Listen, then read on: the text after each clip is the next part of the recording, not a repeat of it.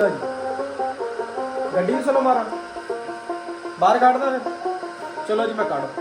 ਇਸ ਮੁੰਡੇ ਦੇ ਮਿੱਤਰੋਂ ਮੈਨੂੰ ਆਈ ਕਾਲ, ਕਹਿੰਦਾ ਯਾਰ ਗੱਡੀ ਨੂੰ ਮਾਰ। ਸਲਫ ਯਾਰਾਂ ਨੇ ਚੱਕੀ ਫਿਰ ਗੱਡੀ ਦੀ ਚਾਬੀ ਤੋਂ ਬਾਅਦ ਯਾਰਾਂ ਨੇ ਜਾ ਕੇ ਪਹਿਲੇ ਨੰਬਰ ਤੇ ਲਾਇਆ ਗੱਡੀ ਦਾ ਕੱਪੜਾ, ਮਾਰਤੀ ਫਿਰ ਸਲਫ। ਮਿੱਤਰੋਂ ਪਤਾ ਨਹੀਂ ਕਿੱਥੇ ਸੀ। ਮੈਂ ਕਿਹਾ ਯਾਰ ਜਲਦੀ ਜਲਦੀ ਕੱਢ ਦਿੰਦੇ ਆ ਗੱਡੀ ਬਾਹਰ। ਮਿੱਤਰੋਂ ਥੋੜੀ ਜਿਹੀ ਹੋਈ ਸੀ ਗੰਦੀ। ਮੈਂ ਕਿਹਾ ਯਾਰ ਚਲੋ ਗੱਡੀ ਵੀ ਕਰ ਦਾਂਗੇ ਸਾਫ਼। ਜਲਦੀ ਜਲਦੀ ਯਾਰਾਂ ਨੇ ਡਿੱਗੀ ਖੋਲੀ ਤੇ ਨਾਲ ਹੀ ਗੱਡੀ ਦਾ ਰੱਖਤਾ ਕੱਪੜਾ। ਯਾਰ ਨਾਈਸ ਮੁੰਡੇ ਦੀ ਮੱਖਣ ਵਰਗੀ ਗੱਡੀ ਨੂੰ ਕੱਪੜਾ ਯਾਰ ਮਾਰਦੀ ਹੈ, ਕਿਉਂਕਿ ਗੱਡੀ ਗੰਦੀ ਚੰਗੀ ਨਹੀਂ ਲੱਗਦੀ। ਗੱਡੀ ਮੇਰੀ ਵੀ ਆ ਯਾਰ। ਮਿੱਤਰੋਂ ਅੱਬੂ ਜੀ ਮੱਠੀ ਜੀ ਆਵਾਜ਼ ਦੇ ਨਾਲ ਕਰਨ ਲੱਗ ਗਏ ਡਰਾਈਵਿੰਗ। ਸਾਹਮਣੇ ਦੇਖਾਂ ਤੇ ਆ ਰਿਹਾ ਨਾਈਸ ਮੁੰਡਾ। ਅੱਬੂ ਕਹਿੰਦਾ ਯਾਰ ਨਾਈਸ ਮੁੰਡੇ ਨੂੰ ਉੱਥੇ ਦਿੰਦਾ। ਹਾਂਜੀ ਮਿੱਤਰੋ, ਅਸੀਂ ਆਏ ਸੀ ਕਬਰਸਤਾਨ ਆਏ ਆ ਤੇ ਅੱਲਾਹ ਤਾਲਾ ਦੀ ਤੁਸੀਂ ਕੁਦਰਤ ਚੈੱਕ ਕਰੋ। ਉਹ ਸਾਹਮਣੇ ਦਿਖਾਵਾਂ ਤੇ ਬੈਠਾ ਜੀ ਪਰਿੰਦਾ। ਇਹ ਪਰਿੰਦਾ ਮਿੱਤਰੋ ਬੈਠਾ ਇਸ ਕਰਕੇ ਆ ਕਿਉਂਕਿ ਮਿੱਤਰੋ ਅਸੀਂ ਆਂਡਿਆਂ ਦੇ ਕੋਲ ਆ ਚੈੱਕ ਕਰੋ ਜੀ, ਉਹਨੇ ਕਬਰ ਦੇ ਉੱਤੇ ਆਂਡੇ ਦਿੱਤੇ ਹੋਏ ਆ। ਤੁਸੀਂ ਅੱਲਾਹ ਤਾਲਾ ਦੀ ਕੁਦਰਤ ਚੈੱਕ ਕਰੋ।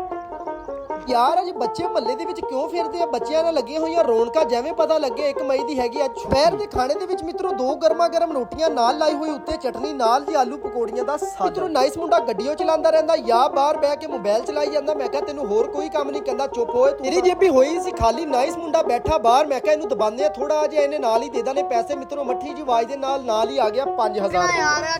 ਤਾਨਾ ਨਹੀਂ ਲੱਗਣਾ। ਚੱਲ ਵੀ ਭੱਟੀ।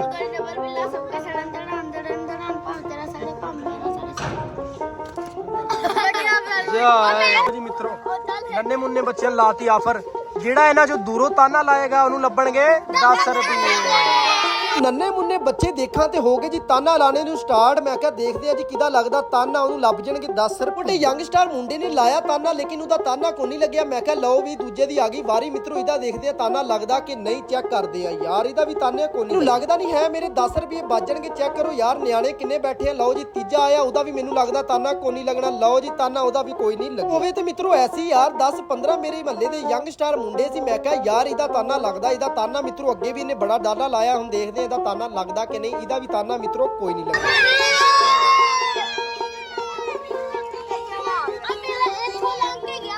ਚੱਲ ਚੱਲ ਜਲਦੀ ਜਲਦੀ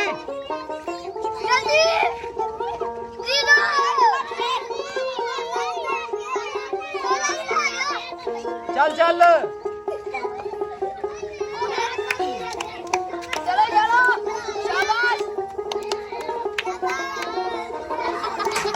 ਚਲੋ ਬਈ ਬਸ। ਐ ਚਲਾਉਂਦਾ ਪਿਆ ਫੇਸਬੁੱਕ। ਸਾਡਾ ਪਿੰਡ ਹੈਗਾ 101 ਸ਼ਮਾਲੀ ਮਿੱਤਰੋ, ਨਾਲ ਹੀ ਹੈਗਾ 106। ਉਹਦੀ ਆਈ ਸੀ ਕੋਈ ਹਾਂਜੀ ਮਿੱਤਰੋ, ਆਹ ਰੋਡ ਆ ਜਿਹੜੀ ਫੇਸਬੁੱਕ ਤੇ ਖਬਰ ਆ ਰਹੀ ਸੀ ਤੇ ਆਪਣਾ ਮੈਨੂੰ ਤਾਂ ਪਤਾ ਚੱਲਿਆ ਰੋਡ ਤੇ ਭੱਠਾ ਹੀ ਨਹੀਂ ਹੈਗਾ, ਲੇਕਿਨ ਅਫਵਾਹ ਪਤਾ ਨਹੀਂ ਕਿਉਂ ਫੈਲਾਈ ਆ।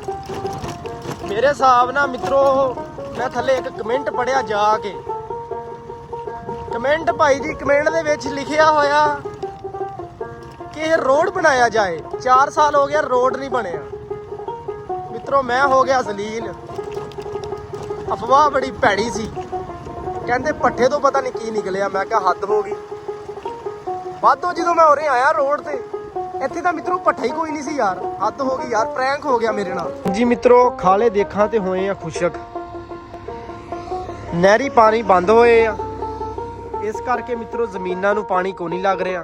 ਜਿਹੜੇ ਭਾਈ ਨੇ ਪਾਣੀ ਲਾਣਾ ਹੁੰਦਾ, ਜਿਹਦੀ ਜ਼ਮੀਨ ਨੂੰ ਲੱਗਦਾ ਟੂਵਲ, ਉਹ ਬੰਦਾ ਪਾਣੀ ਲਵਾ ਲੈਂਦਾ। ਮਿੱਤਰੋ ਦੂਸਰੇ ਘਰ ਦੇ ਅੱਗੇ ਲਾਇਆ ਹੋਇਆ ਇੱਕ ਪੌਦਾ, ਉਹਨੂੰ ਪਾਣੀ ਦੇਣਾ ਮਿੱਤਰੋ ਮੇਰੀ ਹੈਗੀ ਆ ਡਿਊਟੀ। ਚੈੱਕ ਕਰੋ ਮਾਸ਼ਾਅੱਲਾ ਬੜਾ ਪਿਆਰਾ ਲੱਗਦਾ। ਟਾਈਮ ਜੇ ਤੁਹਾਨੂੰ ਦੱਸਾਂ ਖੂਬਸੂਰਤ ਮੇਨ ਬਾਜ਼ਾਰ, ਤੁਹਾਨੂੰ ਖੂਬਸੂਰਤ ਮੇਨ ਬਾਜ਼ਾਰ ਦੀਆਂ ਦਿਖਾਵਾਂ ਰੌਣਕਾਂ ਤੇ ਮਿੱਤਰੋ ਮਿੱਤਰੋ ਮੇਰੇ ਖੂਬਸੂਰਤ ਪਿੰਡ ਦੇ ਮੇਨ ਬਾਜ਼ਾਰ ਦੀਆਂ ਰੌਣਕਾਂ, ਬਾਬਿਆਂ ਦੀ ਮਹਿਫਲ, ਕਿਆ ਬਾਤ ਆ ਯਾਰ। ਕਾਰੀ ਭਾਈ ਪਤਾ ਨਹੀਂ ਕਿੱਥੇ ਆ। ਕਾਰੀ ਭਾਈ ਸੁਣਾਓ ਸਿੱਤਾ ਤੇ ਬੀਤਾ।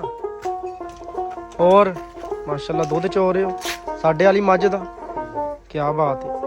ਤੇ ਮਿੱਤਰੋ ਡੇਰੇ ਜਿਵੇਂ ਜਾਈਦਾ ਮਿੱਤਰੋ, ਉੱਥੇ ਪਿਆ ਨਜ਼ਰ ਆ ਜਾਂਦਾ ਮੰਜਾ। ਯਾਰ ਹੁਣੀ ਮੱਠੀ ਜੀ ਆਵਾਜ਼ ਦੇ ਨਾਲ ਉਹਦੇ ਉੱਤੇ ਲੇਟ ਜਾ। ਭਾਈ ਨੇ ਮਿੱਤਰੋ ਜਿਵੇਂ ਚੋਲਿਆ ਦੁੱਧ। ਮੈਂ ਕਿਹਾ ਕਾਰੀ ਭਾਈ ਚੱਲੀਏ ਘਰ ਨੂੰ। ਕਹਿੰਦਾ ਚਲੋ ਯਾਰ। ਕਾਰੀ ਭਾਈ ਨੂੰ ਭਾਇਆ। ਮੈਂ ਕਿਹਾ ਹੁਣ ਚੱਲਦੇ ਆਂ ਪਿੰਡ। ਭਾਈ ਦਾ 2-3 ਘਰ ਲੱਗਿਆ ਹੋਇਆ ਜੀ ਪੱਕਾ ਦੁੱਧ। ਕਾਰੀ ਭਾਈ ਰੋਜ਼ ਉਰੇ ਦੁੱਧ ਦੇ ਕੇ ਜਾਂਦਾ ਕੋ ਮਿੱਤਰੋ ਸ਼ਾਮ ਦਾ ਡੁੱਬਦਾ ਸੂਰਜ। ਉਸ ਤੋਂ ਬਾਅਦ ਜੀ ਮੈਨੂੰ ਦਿਓ ਇਜਾਜ਼ਤ। ਆਪਣਾ ਖਿਆਲ ਰੱਖਿਓ, ਨਮਾਜ਼ ਕਾਇਮ ਕਰਿਓ। ਪਾਕਿਸਤਾਨ ਜ਼ਿੰਦਾਬਾਦ।